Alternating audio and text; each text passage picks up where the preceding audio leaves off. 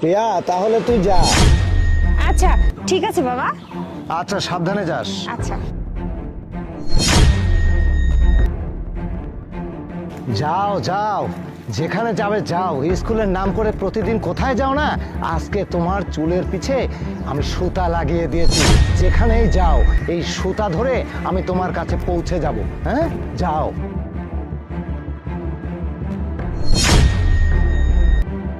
ও এতক্ষণ লাগে আসতে? সে কখন থেকে বলতেছে আসতেছি আসতেছি, এতক্ষণ কোনো খোঁজই নেই। না কি যে করে না, অনেক লেট আরে জানে মানে এত লেট করে? আমি কখন থেকে এই জায়গায় দাঁড়িয়ে আছি তোমার জন্য। আর বলো না, আমার কি আসার কোনো উপায় আছে? আমার বাবা সারাক্ষণ আমার উপর নজর রাখে। বাবাকে যে কত বুঝুম ভাজুম বুঝিয়ে তারপর আসতে হয়েছে। বাবা ডিউটিতে গেছে, তারপর আমি লুকিয়ে লুকিয়ে এখানে আসছি। মিথ্যা কথা বলি, বুঝছো? আচ্ছা তাহলে কি এখানে থাকবে নাকি সামনে যাবে? না না, এখানে থাকবো কেন? শোনো, আজকে তুমি আর আমি না অনেক জায়গায় ঘুরবো, তারপর ঘোরাঘুরি করে রেস্টুরেন্টে খেতে যাবো, ঠিক আছে? ঠিক আছে। অনেকদিন পর তোমার সাথে দেখা হয়েছে, বুঝো তুমি না? চালাবে না আমি চালাবো? আমি পিছে উঠবো? হ্যাঁ হ্যাঁ, ওঠো তো। ঠিক আছে। আচ্ছা ঠিক আছে, ওঠো। আস্তে আস্তে শোনা। আরে ব্যাপার, আঙ্কেল প্রিয়া, কোথায় যাচ্ছ তুমি? আরে বাবা, তুমি এখানে, তুমি এখানে কি করতেছো বাবা? হ্যাঁ হ্যাঁ, তোর তো কলেজে যাওয়ার কথা। এইখানে অজপাড়া গায়ে রাস্তার ধারে একটা বাড়ির সামনে এখানে কি করছো? আরে বাবা, আসলে আমার যে ফ্রেন্ড, বুঝছো, যে কলেজে যেতে লাগছে, দেখা হয়ে গেছে ফ্রেন্ডের সাথে, তাই গাড়িটা একটু এই থামালাম। কি এটা?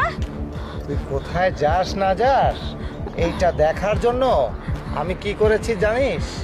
এই তোর চুলের সঙ্গে এটা বেঁধে দিয়ে আমি লাটাইটা আমার হাতে রেখেছিলাম। বাবার সঙ্গে এই রকম গাদ্দারি কবে থেকে শিখেছিস? এই লোফারটা শিখেছে তোকে? না বাবা, আসলে তুমি ভুল বলতেছো, এটা আমার ফ্রেন্ড, ওর সাথে দেখা স্যার হয়েছে। ফ্রেন্ড। হ্যাঁ ফ্রেন্ড। আর এইখানে প্রতিদিন তুই যে আসিস, দেখা করিস, ওর সঙ্গে চলিস ফিরিস, তা কিন্তু আমার ইনফরমেশন আছে। মিথ্যে কথা বলিস না। শোন, তুই যা করেছিস তা ভালোই করেছিস। আর এই ছেলে, তুমি তো দেখে মনে হচ্ছে ভদ্র ঘরের সন্তান। জি, স্যার। তুমিও তো লেখাপড়া করো, জি ছাড় তো বলতে পারছো, খুব সুন্দর করে বলতেছো। কিন্তু তুমি যে কাজটা করেছো সেটা কি ঠিক?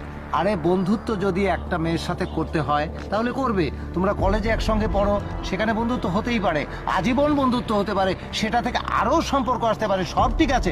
কিন্তু মার্জিত এবং ভদ্র হতে হবে তোমাকে।